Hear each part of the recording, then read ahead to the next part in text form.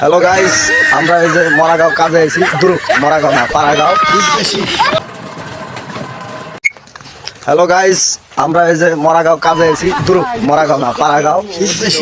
কিছু দেখা যায় না, সামনে পিছে খালি অন্ধকার। মনে হয় যে ডিপ ফ্রিজের ভিতরে আছি আমরা।